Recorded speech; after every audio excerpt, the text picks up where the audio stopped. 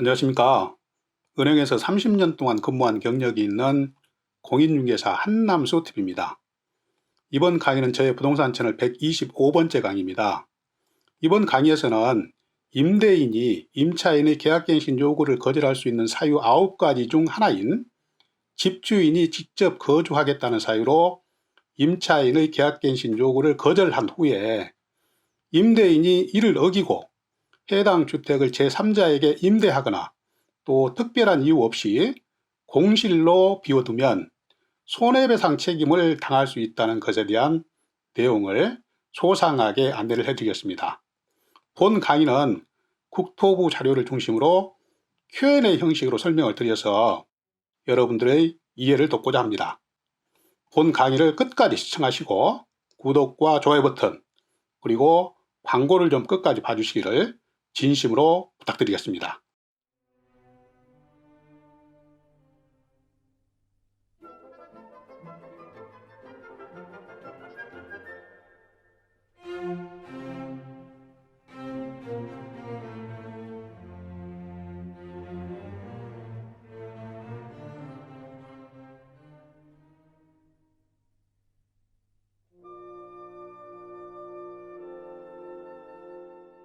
이제 임대인이 직접 거주 사유로 임차인의 계약갱신 요구를 거절한 후에 타인에게 임대를 해주면 임대인은 손해배상 청구를 당할 수 있다. 이러한 내용을 주택임대차보호법 제6조 3, 5항과 6항의 내용을 근거로 해서 4가지 Q&A를 통해서 그 내용을 알기 쉽게 설명을 해드리겠습니다. 먼저 첫 번째, 임대인이 직접 거주하겠다는 사유로 임차인의 계약갱신 요구를 거절하고 임대인이 일정 기간 동안 거주한 후에 타인에게 임대를 했을 경우에 손해배상 책임이 있는지 여기에 대해서 첫 번째로 설명을 드리고, 두 번째 Q&A에서는 이와 같은 경우에 원칙적으로 손해배상 책임이 있지만 이를 면할 수 있는 정당한 사유가 있으면 면할 수 있습니다. 그 정당한 사유는 무엇일까? 여기에 대해서 여러 가지로 구분해서 말씀을 드리겠습니다. 또 세 번째는 임대인의 직접 거주 사유로 임차인의 계약갱신 요구를 거절한 후에 다른 임차인이 살고 있다는 것을 알았어요. 구임차인이. 이런 경우에 종전 임차인은 임대인을 상대로 손해배상 청구 소송을 해야 되는데 제3자가 거주하고 있다는 것, 그러니까 제3자에게 임대를 해줬다는 것을 어떻게 알 수 있는지 여기에 대해서 말씀을 드리겠습니다. 다음 네 번째는 공실로 둔 경우에도 주택임대차보호법상의 손해배상 책임을 부담하는지 여기에 대해서 말씀을 드리겠습니다.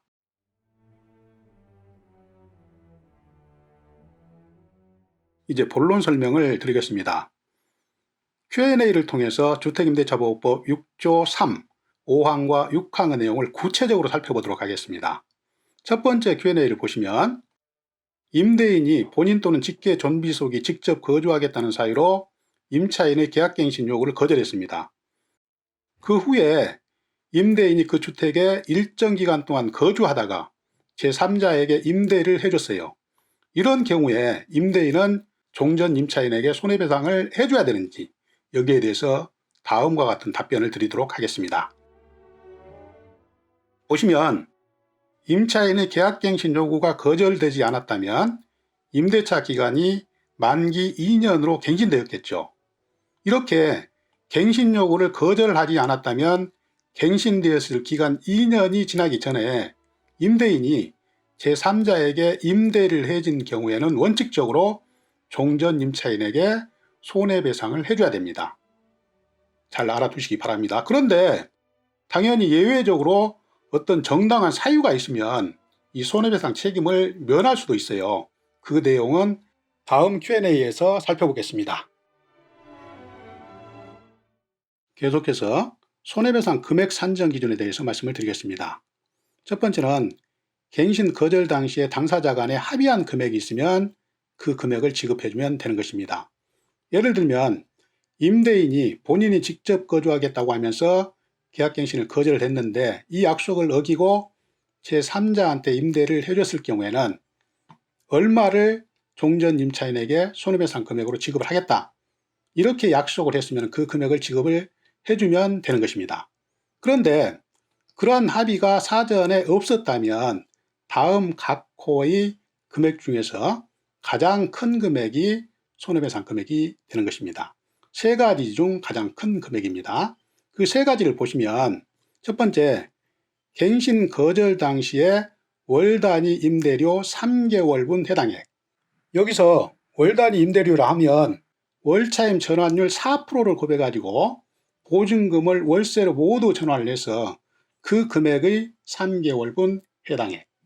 다음 두 번째는 새로운 임차인에게 받는 월세 마이너스 거절 당시의 월세. 그 금액의 2년분. 그러니까 새로운 임차인에게 더 받은 금액을 모두 합한 금액. 또 세 번째는 갱신 거절로 인해서 임차인이 입은 손해금. 그 손해금이라 하면 당연히 이사비용이나 중개보수나 또 도배당판 비용이 있겠죠. 요 A, B, C 금액 중에서 가장 큰 금액이 손해배상 금액이 되는 것입니다. 그 사례를 다음 페이지에서 자세하게 한 번 더 설명을 드리겠습니다. 계속해서 손해배상액 산정 예시를 해드리겠습니다. 예를 들어서 설명을 드리겠습니다. 지금 현재 계약의 현황을 보시겠습니다. 임차인에게 보증금 10억에 임대를 해줬습니다. 그리고 조만간 만기가 도래되는데 종전 임차인이, 그러니까 지금 현재의 임차인이 보증금 5%를 올려줄 테니까 계약갱신을 하자.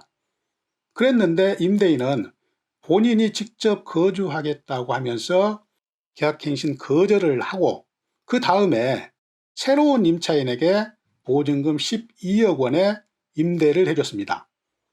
그러고 나서 이 사실을 종전 임차인이 알았어요. 이럴 때 종전 임차인은 임대인에게 손해배상 요청을 할 수 있다는 얘기죠. 그럴 경우에 그 손해배상 금액은 얼마가 되는지 이것을 사례를 통해서 살펴보자는 얘기입니다.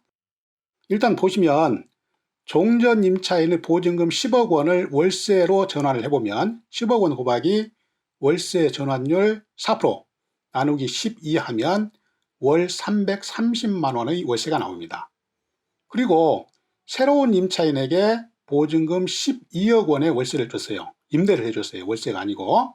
그거를 월세로 환산을 해보면 12억 원 곱하기 현재의 월세 전환율 4% 나누기 12 하면 월세가 400만 원입니다. 그리고 종전 임차인이 이사를 가면서 지급한 비용, 이사비용, 중개보수, 도배장판 비용을 합하면 1,500만 원이란 얘기예요. 이 사례를 가지고 임대인이 얼마의 손해배상을 지급을 해줘야 되는지 그걸 보시면 첫 번째는 갱신 거절 당시에 당사자 간에 합의한 손해배상 금액은 없어요. 그러면 이렇게 합의가 없었기 때문에 다음 각 호의 금액 중에서 가장 큰 금액이 손해배상 금액이 된다는 얘기예요. 첫 번째는 갱신 거절 당시에 월 단위 임대료 3개월분 해당액이 얼마냐? 월세가 330만 원이었죠. 10억 원에 대한. 곱하기 3개월 하면 3개월분이 1,000만 원입니다. 그 다음에 두 번째는 새로운 임차인에게 더 받은 금액 곱하기 2년 거 하면 그 금액이 1,600만 원이에요. 그 다음 세 번째는 갱신 거절로 인해서 임차인이 입은 손해금, 그러니까 이사비용이나 중개보수, 도배장판 비용, 요게 합계가 1,500만 원입니다. 그래서 A 1,000만 원, B 1,600만 원, C의 경우 1,500만 원에서 이 세 가지 금액 중에서 가장 큰 금액인 1,600만 원이 손해배상 금액이 된다는 얘기입니다. 어렵지 않게 이해를 할 수가 있겠죠. 이 세 가지를 비교해서 가장 큰 금액이 임대인이 종전 임차인에게 지급해야 될 금액이란 얘기예요. 잘 아시기 바랍니다.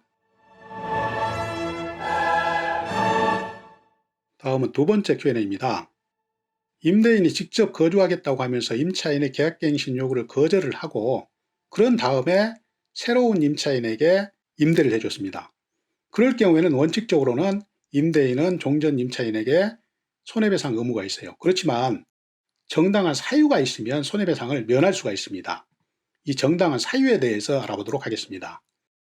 보시면 이러한 정당한 사유는 갱신 거절 당시에는 예측할 수 없었던 사정으로 인해서 제3자에게 다시 임대를 할 수밖에 없는 그러한 불가피한 사유가 있으면 제3자에게 임대를 해줘도 손해배상 책임을 면할 수 있다는 얘기입니다. 예를 들면 실거주하던 직계 존속이 갑자기 사망을 한 경우, 이런 경우는 임대를 해줄 수밖에 없겠죠. 그리고 또 실거주 중에 갑자기 본인이 해외 주재원으로 발령을 받아서 해외로 나갈 수밖에 없을 경우에는 그 주택은 제3자에게 임대를 해줄 수밖에 없을 것입니다. 이런 경우에는 당초의 약속을 어기고 타인에게 임대를 해줬어도 손해배상 책임은 지지 않습니다. 다음은 세 번째 Q&A입니다. 마찬가지로 임대인이 직접 거주하겠다고 하면서 임차인의 계약갱신 요구를 거절을 했습니다. 그러고 난 다음에 제3자에게 다시 임대를 해줬어요. 이 사실을 종전 임차인이 알았습니다. 그러면 종전 임차인은 임대인에게 손해배상 청구를 하겠죠. 그럴 경우에 종전 임차인이 그 주택에 임대인이 거주하고 있는지 또 제3자가 거주하고 있는지를 확인을 해야 됩니다. 이러한 임대인이나 제3자 거주 여부를 확인할 수 있는 방법이 무엇인지 여기에 대해서 말씀을 드리겠습니다. 보시면 정부는 갱신 거절된 종전 임차인이 해당 물건의 전입세대나 확정일자 열람을 통해서 임대인이 직접 거주하고 있는지 아니면 제3자가 거주하고 있는지를 확인할 수 있게 지금 그 시스템을 구축 중에 있습니다. 지금 현재는 완비가 안 됐어요. 향후에 그 시스템을 구축해서 종전 임차인이 자기가 살았던 그 주택에 누가 살고 있는지를 주민등록 열람 또는 확정일자부 열람을 통해서 알 수 있게 해준다는 얘기입니다.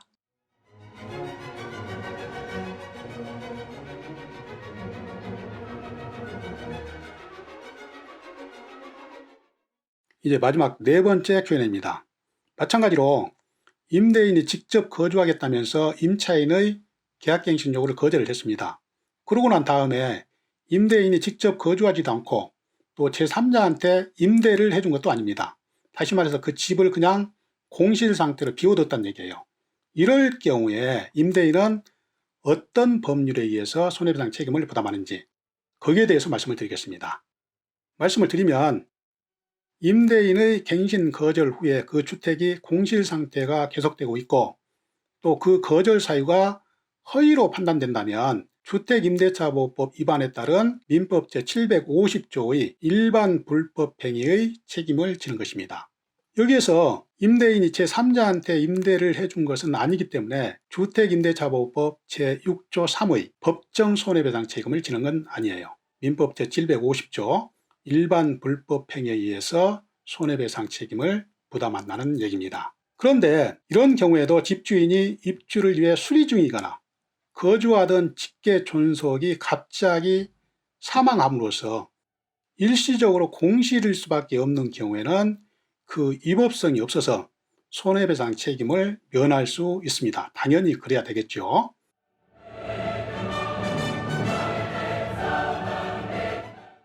시청자 여러분, 지금까지 약 15분간에 걸쳐서 주택임대인이 본인이 직접 거주하겠다면서 임차인의 계약갱신 요구를 거절한 다음에 임대인이 이 약속을 어기고 타인에게 다시 임대를 해주었을 때 임대인은 어떤 손해배상을 당하는지 그리고 또 손해배상을 면할 수 있는 정당한 사유는 무엇인지에 대해서 소상하게 안내를 해드렸습니다. 주택임대차보호법 제6조 3, 5항과 6항의 내용을 소상하게 풀어서 말씀을 드렸습니다. 좀 이해가 되셨는지요? 도움이 되셨는지 모르겠습니다. 저는 앞으로도 계속해서 부동산 관련 강의, 그러니까 임대차보호법, 권리분석 및 배당 사례, 유치권, 그리고 법정 지상권, 부동산 상식 및 시사, 부동산 금융 등의 주제로 알차게 강의를 준비해서 계속 여러분을 찾아뵙겠습니다. 항상 건강하시고 다음 강의에서 또 뵙겠습니다. 감사합니다. 안녕히 계십시오. 시청자 여러분 잠깐만요. 마지막으로 꼭 한 가지 부탁드릴 말씀이 있습니다. 지금까지 제 강의가 조금이라도 도움이 되셨다고 생각되시면 구독 버튼과 좋아요 버튼 꼭 좀 잘 눌러주시기 바랍니다. 이 구독과 좋아요 버튼은 강의를 하는 저에게 힘의 큰 원천입니다. 마지막으로 잘 좀 부탁드리겠습니다. 감사합니다.